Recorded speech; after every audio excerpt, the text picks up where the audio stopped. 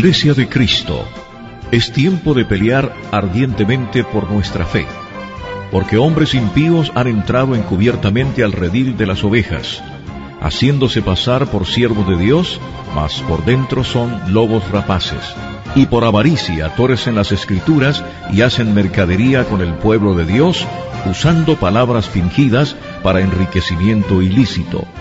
Por esta razón, como atalayas que somos de nuestro Señor y Salvador Jesucristo, tocamos fuerte la trompeta con mensajes de alerta.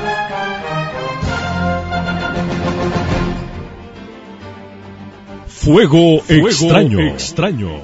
Mensaje escrito por el pastor Miguel Rosel Carrillo, Madrid, España. Dice la palabra de Dios en Levítico, capítulo 10, verso 1 y 2. Nadab y Abiú, hijos de Aarón, tomaron cada uno su incensario y pusieron en ellos fuego, sobre el cual pusieron incienso, y ofrecieron delante de Jehová fuego extraño, que él nunca les mandó. Y salió fuego de delante de Jehová y los quemó, y murieron delante de Jehová. Antes de concentrarnos en nuestro tema, quiero pedirle por favor que tenga esto siempre en mente. No todo lo sobrenatural es de Dios. O como dice el dicho popular, no todo lo que brilla es oro. Aquel día de Pentecostés, amada iglesia, en Hechos capítulo 2, el Espíritu Santo vino de repente con un estruendo a modo de viento recio y llenó toda la casa donde estaban los discípulos sentados. A todos y a cada uno en particular les aparecieron lenguas como de fuego sobre cada uno de ellos. Esas manifestaciones sobrenaturales y legítimas de Dios, repito, legítimas de Dios, ya no se vuelven a ver repetidas en el Nuevo Testamento. La razón, parece ser obvia. Ese fue un acto especial por el cual todos fueron testigos de la manifestación gloriosa del Espíritu Santo en su venida a la iglesia. Y ese mismo Espíritu Santo, manifestado en poder, ha permanecido en la iglesia y permanecerá hasta el día y hora en que la iglesia sea arrebatada de este mundo. En aquel entonces, todos fueron llenos del Espíritu Santo y comenzaron a hablar en idiomas diferentes. El motivo de esto fue para mostrar una señal a los no creyentes. Esos judíos estaban dando testimonio del único Dios en las diferentes lenguas que se hablaban entonces. Eso mismo le dio pie a Pedro para dar su discurso. La multitud, al oír el estruendo, se reunió en torno a los discípulos con mucha curiosidad y sintiéndose confusos a causa de lo que tenían delante, algunos exclamaban: «Mirad, ¿no son galileos todos estos que hablan? ¿Cómo pues les oímos nosotros hablar cada uno en nuestra lengua en la que hemos nacido?» Estaban atónitos y perplejos, pero otros se burlaban diciendo que estaban llenos de vino dulce. Esta palabra en griego dice gleikus, vino dulce. Y por ello, el apóstol Pedro les tiene que aclarar que de ninguna manera estaban ebrios. Los que se burlaban lo hacían porque veían a esos galileos hablando en lenguas desconocidas para ellos y pensaban que estaban haciendo el loco o estaban borrachos. Muy probablemente, los que se burlaban eran mayormente los habitantes de Jerusalén, que eran judíos que no entendían los idiomas de los judíos frigios, egipcios, de Capadocia, de Panfilia, de Creta, etc. Les oían hablar así, sabiendo que eran galileos, y al estar llenos del Espíritu Santo, estaban llenos de su presencia, de su gozo y de alabanzas a Dios. Seguramente, algunos de los discípulos levantaban sus manos limpias sin ira ni contienda para bendecir al Dios del cielo, y esto les debió choquear a aquellos judíos, porque siempre hay burladores que el diablo envía cuando los hombres adoran al Dios del cielo para intentar desmerecer ese acto. Todo lo que podemos leer en ese pasaje de Hechos 2 es que cuando descendió el Espíritu Santo con todo su poder sobre sus discípulos, los discípulos de origen galileo hablaban en otros idiomas en ese momento. Además hablaban en esas lenguas las maravillas de Dios. No se caían ni estaban borrachos, como el mismo Pedro les aclaró a todos en su discurso, ni hacían ruidos extraños con la boca, ni se contorsionaban ni se revolcaban en el piso. Más bien, seguían uno de los principios del amor. Primera de Corintios 13:5. No hacían nada indebido. Meditemos en esto, amados hermanos. Si Dios nos manda a no embriagarnos con vino, ya que haciendo así uno pierde el control de sí mismo y abre las puertas a los demonios, ¿cómo es posible que, por otra parte, Dios quiera embriagar a su pueblo de otra manera, pretendidamente con el Espíritu, perdiendo también el control de uno mismo, como así les ocurre a muchos, ya que el efecto final es el mismo, es decir, los síntomas de la borrachera? Está muy claro. Esas cosas que se ven hoy en día, ese fuego que se ve hoy en día, es fuego extraño, no es el Espíritu Santo. No obstante, muchos de nosotros, los pentecostales, y por tanto creyentes en la fanerosis o manifestaciones del Espíritu Santo, somos lacónicos espectadores de doctrinas, señales y supuestos prodigios que muchos atribuyen al bendito Espíritu de Dios, pero que en ninguna manera lo son. Estas son manifestaciones que no recogen modo alguno la Biblia, que no hizo Cristo, que no hicieron sus discípulos de la era apostólica, y que sin embargo, de un tiempo hasta ahora, son parte ineludible e inexcusable de la liturgia de un amplio sector eclesial de corte neopentecostal. Si no se dan esas señales, según ellos, no se tiene la unción esperada. Nos estamos refiriendo a extrañas manifestaciones diversas, como el de la risa santa, estar borrachos o ebrios en el espíritu, caídas en masa y desorden para atrás, donde la persona pierde el control de sí misma y por mediación de un muy ungido, entre comillas, ministro en turno, la unción de ruidos animalísticos, el santo revuelco, etcétera.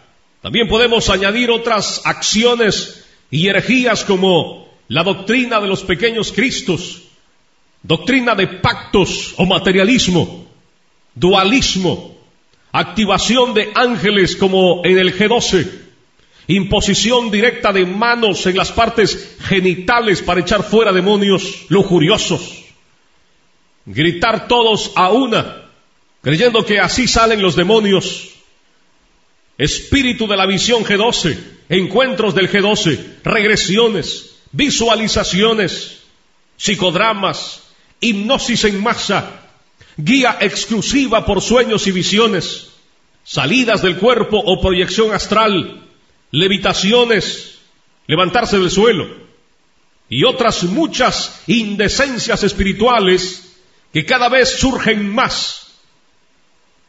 En el contexto, por ejemplo, del G12 y sus encuentros, llaman a todo esto experiencias espirituales personales, y así lo justifican. Muchos incluso aseguran que todos o algunos de esos fenómenos espectaculares, o más bien grotescos y del mundo del oculto, constituyen parte esencial del avivamiento, ya que creen que es algo nuevo que Dios está haciendo en estos días y es señal de un despertar espiritual sin precedentes en la historia eclesial, cosa que en realidad la Biblia no registra, sino más bien todo lo contrario. Por favor, lea conmigo 2 Tesalonicenses capítulo 2, verso 3. Nadie os engañe en ninguna manera, porque no vendrá sin que antes venga la apostasía y se manifieste el hombre de pecado, el hijo de perdición.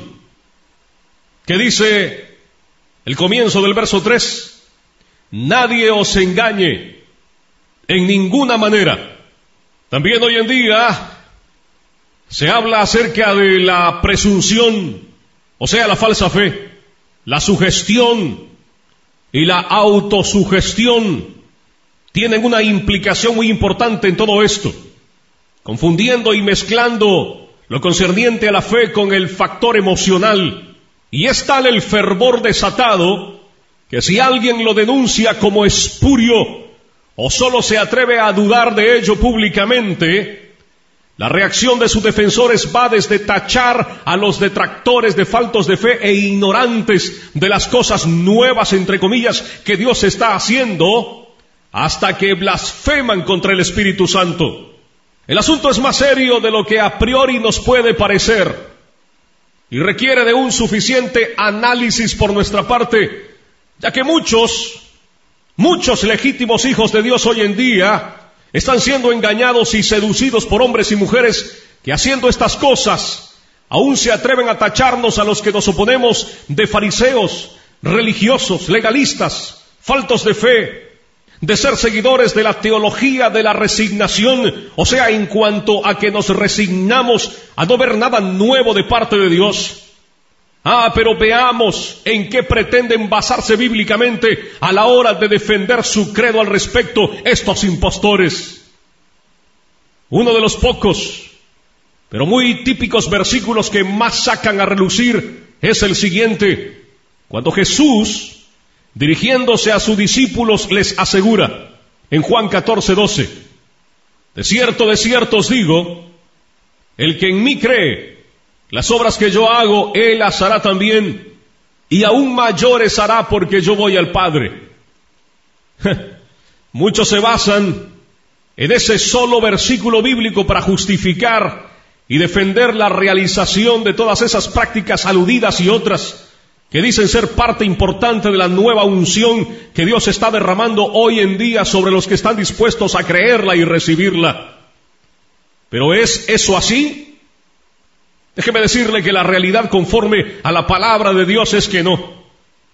En primer lugar, cabe mencionar que Jesús no dijo a sus discípulos que harían milagros más asombrosos que los que hizo Él, ni tampoco que se salieran de la línea de la edificación, la sensatez y la cordura.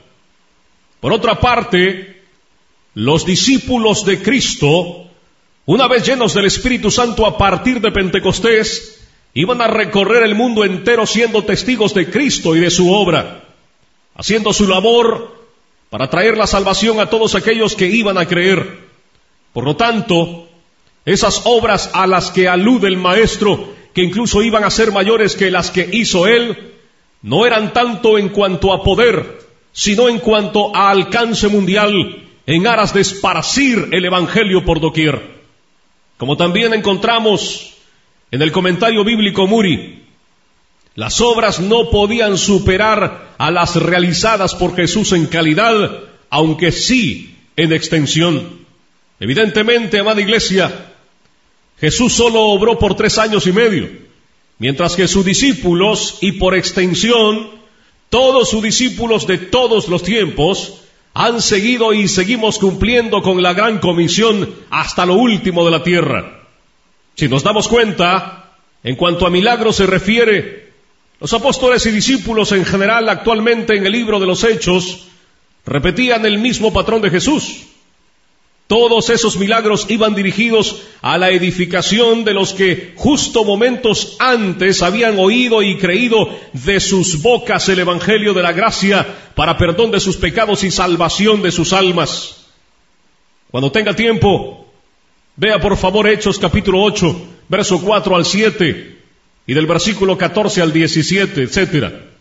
Ese era el sentido de los milagros, que eran señales que seguían y no predecían al mensaje de la palabra de salvación. Hoy en día vemos todo un vergonzoso, escabroso y escandaloso circo puesto en acción al contemplar el escenario donde ministros actúan y los ministrados también, cada uno en su correspondiente y espurio papel. Nada de todo esto tiene que ver con las palabras de Jesús en Juan 14:12. En cambio, sí tiene que ver con la obra apostólica de los primeros discípulos llenos del Espíritu Santo del libro de Hechos. Qué gran diferencia entre una cosa y la otra, ¿no? No tiene nada que ver. En cuanto a las obras aludidas por el Señor Jesús, nótese bien que son, aunque mayores, las mismas obras que hizo Jesucristo, las que prometió que haríamos. Juan 14:12. Ahora bien, las preguntas se nos amontonan en nuestra cabeza. ¿Nuestro Señor Jesucristo o alguno de sus apóstoles alguna vez empujaban directa o indirectamente a las gentes y las hacían caer de espaldas perdiendo éstas el control? No, ministraban la unción de la risa y todos a su alrededor, incluido él o ellos, se retorcían de risa incontrolada sin motivo alguno de forma absolutamente grotesca. No, hacían las gentes revolcar en el suelo como hacen los animales, o les impartían la unción de la borrachera. No, ¿hacían acaso que las personas emitieran ruidos grotescos, aún como de animales diversos, perros, leones, lobos, pájaros, serpientes, etcétera? No. ¿Acaso hacían o enseñaban a los creyentes a que visualizaran todo lo que desearan para traerlo del reino espiritual al físico? No, eso es magia blanca. Les hacían regresar a la niñez para sanarles interiormente como se hace en los encuentros del G12. No, porque eso es hipnosis. ¿Les enseñaban acaso a soñar, haciéndoles creer que Dios les concedería la realización de esos sueños, incitándoles así al camino de la codicia? Por supuesto que no. Eso es magia blanca. En otras palabras, ¿hacían Jesús o Pablo o alguno de los verdaderos apóstoles de Cristo algo indebido, indecoroso o grotesco?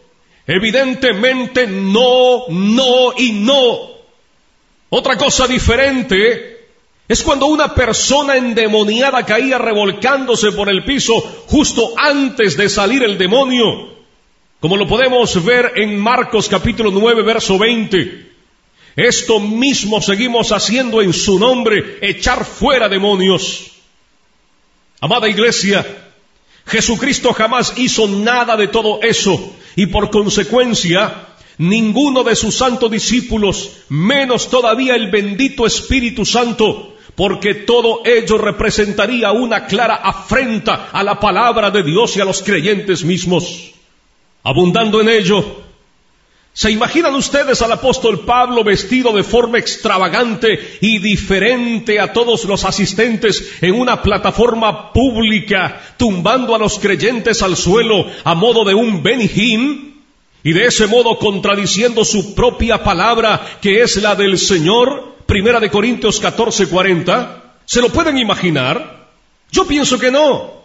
Entonces, ¿por qué se acepta como de Dios el vergonzoso escándalo que se produce por doquier y que, más triste todavía, el mundo está contemplando, llegando a la conclusión, como así existe testimonio al respecto, de que estamos locos o somos estúpidos?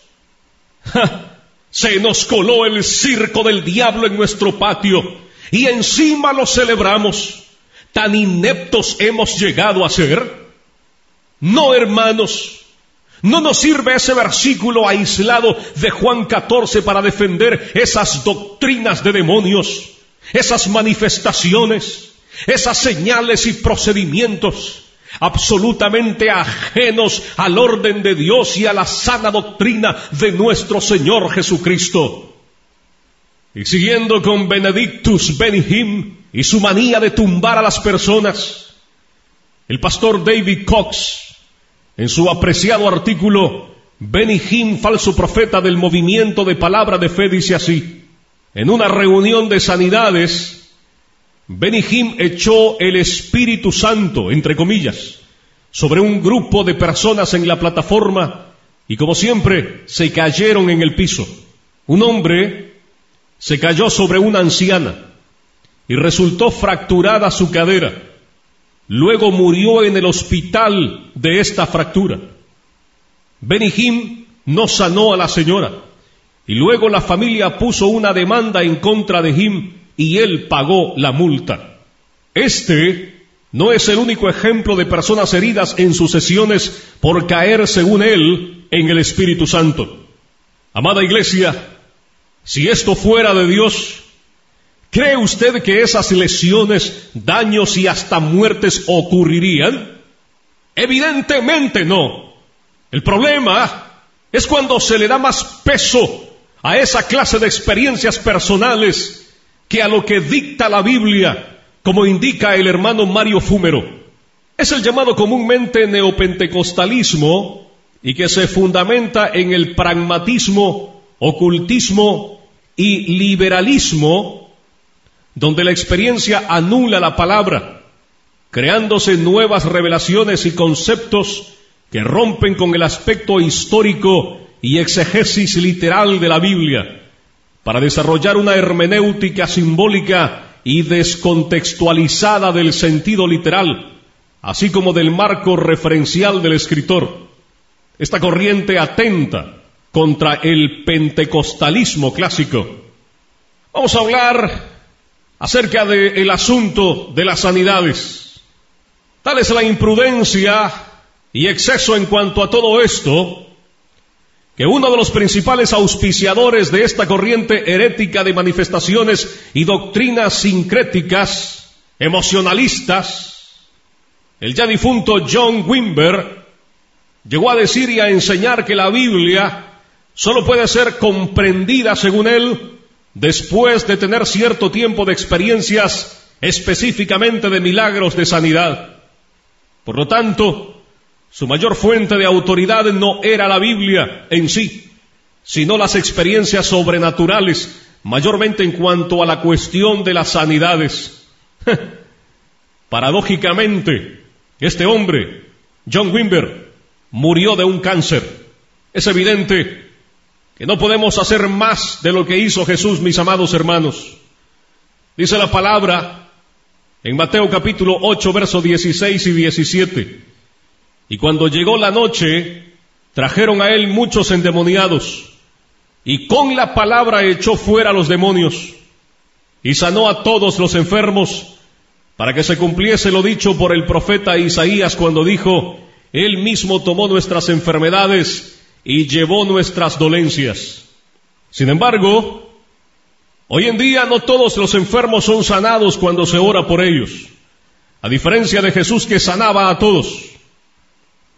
Iglesia, Dios es soberano, y a fin de cuentas, Él es quien sana milagrosamente cuando Él quiere. Pero hay más. Insistimos en que el ministerio del Señor Jesucristo, el cual hizo acercar el reino de Dios a este mundo, se caracterizó por milagros que efectuó el Señor y que formaron parte de su identidad única. El escritor Andrew J. Birch al respecto dice: el ministerio de sanidad del Señor Jesucristo fue un ministerio único e irrepetible. Hay quienes hablan como si todo lo que hizo el Hijo de Dios encarnado deberíamos ser capaces de hacerlo todos los creyentes. Creo que esto está peligrosamente cerca de la blasfemia. ¿Según qué enseñanza bíblica tenemos derecho a creernos capaces de hacer cualquier cosa que hiciera Jesús?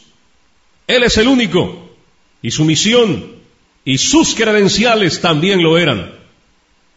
Amada iglesia, para saber qué manifestaciones son genuinas del Espíritu Santo de las que no lo son, es suficiente con prestar atención a cómo nos dirige la Escritura. Dios sabe diferenciar el fuego santo del fuego extraño. Ambos son fuegos, pero uno es de Él y el otro es del enemigo. Dios solo acepta su fuego.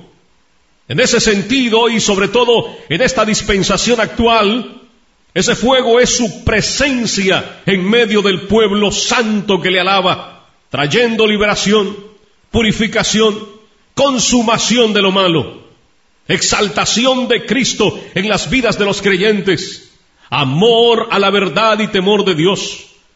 Lo contrario hace el fuego extraño, aunque no se manifieste así en primera instancia, sino que actúa a modo de disfraz. Leamos una vez más nuestra porción bíblica. Levítico capítulo 10, verso 1 y 2. Nadab y Abiú, hijos de Aarón, tomaron cada uno su incensario y pusieron en ellos fuego, sobre el cual pusieron incienso, y ofrecieron delante de Jehová fuego extraño que él nunca les mandó. Y salió fuego de delante de Jehová y los quemó, y murieron delante de Jehová. Ahora, ¿cuál es el fuego extraño que Nadab y Abiú ofrecieron ante el Señor? La Escritura dice que el fuego del holocausto nunca debía apagarse, implicando que era santo. Es posible que Nadab y Abiú llevaran al altar brasas provenientes de otro lugar, haciendo con esto que el sacrificio fuera impuro. Como líderes, tenían la responsabilidad especial de obedecer a Dios, ya que estaban en un punto en el que fácilmente podían extraviar a mucha gente. Así también, hoy en día, cuando el fuego usado por supuestos ministros de Dios no es su fuego, a eso se le llama fuego extraño, como el que literalmente usaron Nadab y Abiú para adorar a Dios. Esa es la razón, amada iglesia, por la cual nos es tan imperiosamente necesario no ser ligeros, incautos e ingenuos, y discernir qué fuego es de Dios y cuál no lo es, no prestando atención a la simple apariencia, ya que insistimos, tanto el uno como el otro son fuegos. Ese fuego extraño es un espíritu que aparenta ser de Dios. Es un espíritu tremendamente imitador del Espíritu de Dios. Un ejemplo claro lo tenemos en el llamado espíritu de la visión del G12, que pretende ser el Espíritu Santo. Otro lo tenemos en el poder del mesmerismo, variante del hipnotismo, que manejan supuestos hombres y mujeres de Dios para realizar muchas de esas manifestaciones que aludimos en este mensaje. Hay suficiente prueba de todo ello y solo hay que abrir los ojos. No es más que poder del oculto, poderes psíquicos, es decir, brujería puesta en acción y cubierto todo con un lenguaje cristiano para que pueda ser aceptado. Es una burla más del diablo hacia la verdadera iglesia de Jesucristo. Amada iglesia, acordémonos de las palabras verdaderas de la Escritura. Segunda de Corintios 11, 13 al 15. Porque estos son falsos apóstoles, obreros fraudulentos, que se disfrazan como apóstoles de Cristo. Y no es maravilla, porque el mismo Satanás se disfraza como ángel de luz.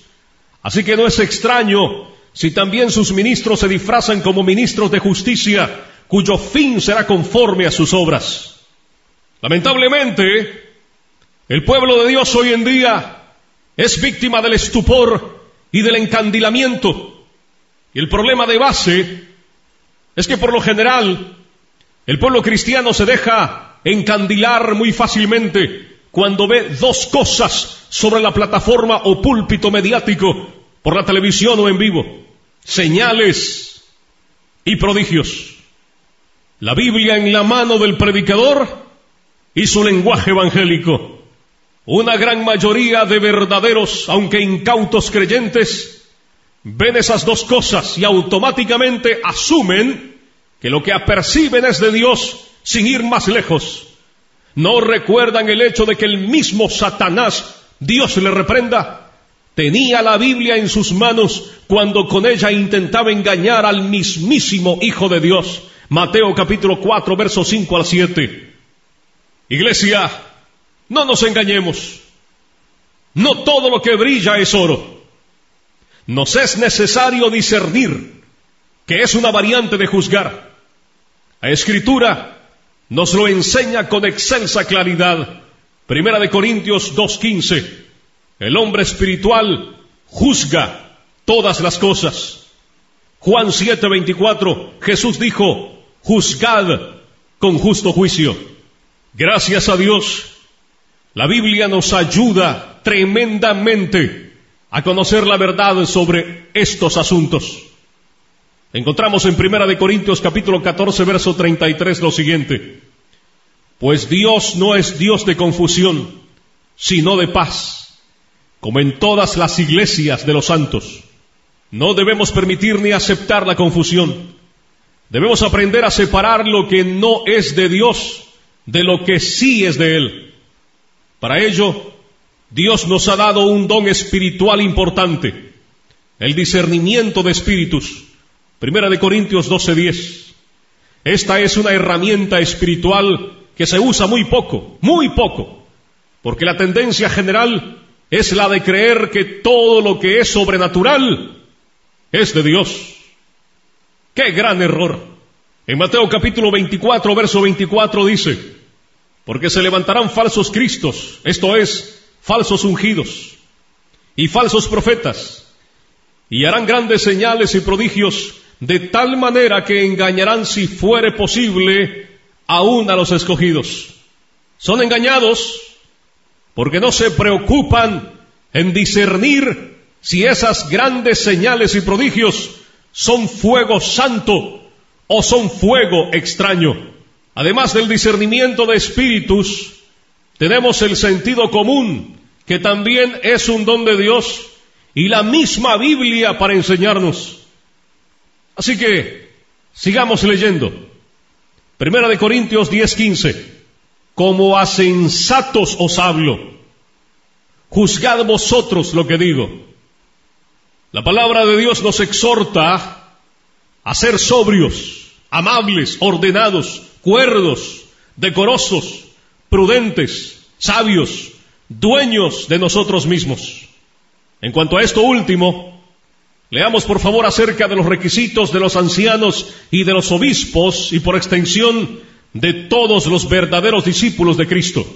Tito capítulo 1, versos 7 y 8.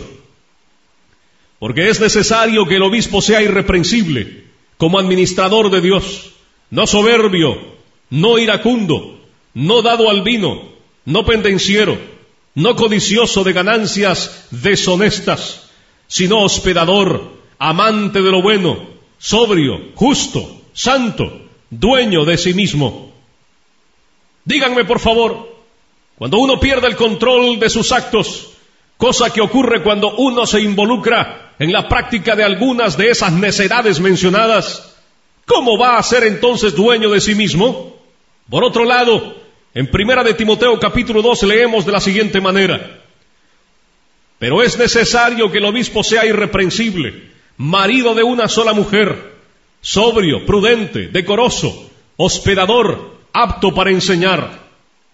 Ahora bien, ¿ustedes realmente creen que es decoroso el vergonzoso espectáculo de ver a los hermanitos y a las hermanitas revolcándose por el piso como ebrios y sin control de sí mismos?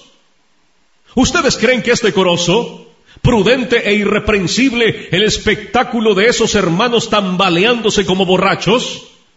Ellos aseguran que están llenos del Espíritu Santo, emitiendo sonidos extraños, riéndose sin control y cayéndose de las sillas al piso, etc. ¿De qué espíritu están llenos esos hermanos? De cualquier otro, menos del Espíritu Santo. En Primera de Pedro capítulo 5 verso 8 leemos: sed sobrios y velad, porque vuestro adversario el diablo, como león rugiente, anda alrededor buscando a quien devorar. El diablo no siempre ataca de frente, prefiere hacerlo a modo de león, acechando. Colosenses capítulo 3 verso 5: haced morir pues lo terrenal en vosotros, fornicación, impurezas, pasiones desordenadas, malos deseos y avaricia, que es idolatría. Lo dice la Biblia, amada iglesia, y lo que la Biblia dice es la verdad, y hay que hacer caso. Cuando la palabra de Dios habla de pasiones desordenadas, no está exclusivamente refiriéndose a la cuestión sexual o similar. Toda actuación emocionalista fuera del simple orden natural es impropia de un hijo de Dios. Toda actuación irregular de mal testimonio, indecorosa, indebida o similar es impropia de un cristiano. No representa a Cristo. Como hemos leído en la palabra de Dios, toda pasión desordenada ha de ser eliminada de la vida de todo verdadero hijo de Dios y no fomentada como es el caso de la borrachera o la risa santa. Actuaciones que defraudan y apartan los ojos de muchos del Evangelio al ver esos pésimos ejemplos de presuntos maestros de la fe cristiana. Algo hay que hacer al respecto. Por ello la Biblia nos exhorta a lo siguiente: pero os ordenamos, hermanos, en el nombre de nuestro Señor Jesucristo, que os apartéis de todo hermano que ande desordenadamente y no según la enseñanza que recibisteis de nosotros. Segunda Tesalonicenses 3:6. La palabra de Dios nos exhorta a apartarnos de todo aquello y de todos aquellos que por sus hechos niegan o defraudan el Evangelio y su propósito. Mejor apartarse de ese circo y de sus artistas.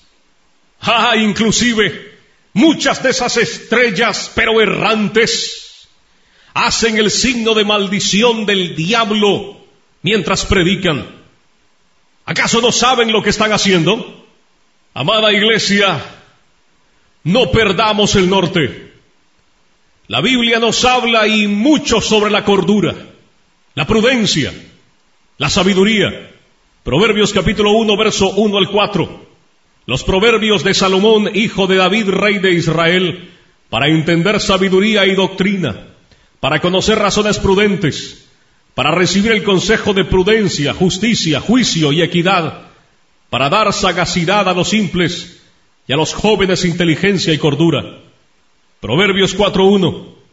Oíd, hijos, la enseñanza de un padre, y estad atentos, para que conozcáis cordura. Proverbios 10:13. En los labios del prudente se halla sabiduría, mas la vara es para las espaldas del falto de cordura. Iglesia, ¿habla la Biblia todas esas cosas de balde?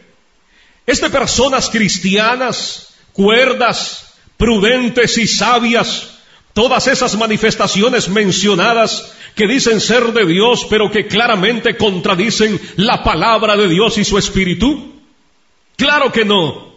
Es de locos y de incautos que se dejan arrastrar por la felonía de los falsos maestros que iniciaron todo este engaño. Los que defienden esta calentura argumentan que Dios es soberano para hacer lo que quiera en un modo dado y romper con su propio orden, porque para eso es Dios. Pero yo siempre les respondo de la siguiente manera a estos que argumentan así. Efectivamente, Dios es soberano, pero es Dios, y lo es para honrar su palabra y jamás contradecirla. Esos negligentes e incautos olvidan que Dios es justo, y no es en absoluto un dictador caprichoso.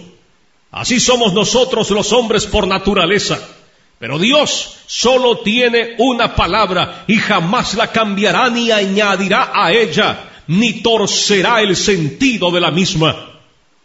Ya para concluir, leamos 1 Corintios capítulo 14, verso 23.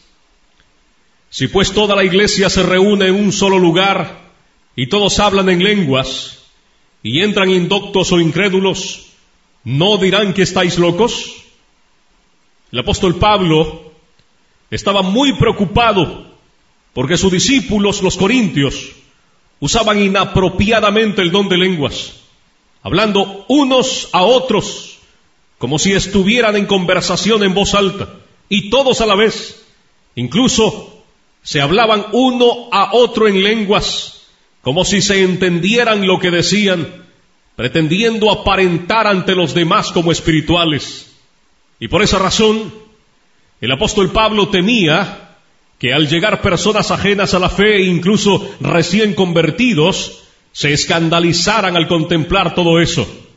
Ahora bien, si el apóstol Pablo se preocupaba del comparativo pequeño desorden de los corintios cuando fuera del contexto hablaban en lenguas, ¿qué no diría de todo este circo que se está produciendo actualmente, respecto del cual hemos estado refiriéndonos con ciertos detalles en este mensaje? Primera de Corintios 14:40 dice: hágase todo decentemente y con orden. Amada iglesia, siempre tengamos presente lo siguiente. Número 1, cualquier manifestación que se diga del Espíritu, que consigue que los creyentes se presenten ante los demás como locos o desquiciados, no es de Dios. Número 2, cualquier manifestación del Espíritu que denigra a la persona y es en sí misma humillante y vergonzante, haciéndose aparecer a dicha persona como estúpida o ridícula, no es de Dios. Número 3, cualquier manifestación del Espíritu, entre comillas, que hace que el creyente pierda el control de sí mismo, no es de Dios. Recordemos que los espíritus de los profetas están sujetos a los profetas. Primera de Corintios 14:32. Y número 4, cualquier manifestación del Espíritu que hace que el ministro sea visto por los creyentes como un superungido, como es en el caso de las caídas en masa, donde todos quedan tendidos en el piso en total desorden, mientras el ministro impecablemente queda erguido y dominante, no es de Dios. La Biblia dice en 1 de Corintios capítulo 10, verso 31 y Colosenses 3:17, hacedlo todo para la gloria de Dios, ya sea de palabra o de hecho. Hacedlo todo en el nombre del Señor Jesús, dando gracias a Dios Padre por medio de Él.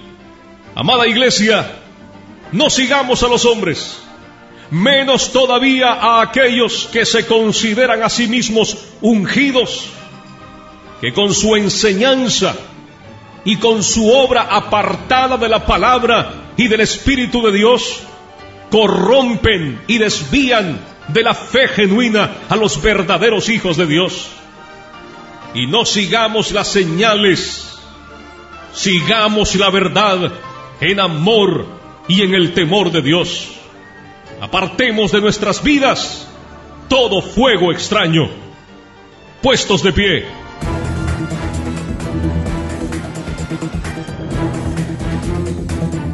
Pueblo de Dios, recuerda que fuimos rescatados de la vana manera de vivir, no con cosas corruptibles como oro o plata, sino con la sangre preciosa de Cristo. Así que, velad y estad firmes en la fe, porque Satanás y sus ministros se disfrazan como ángeles de justicia y luz.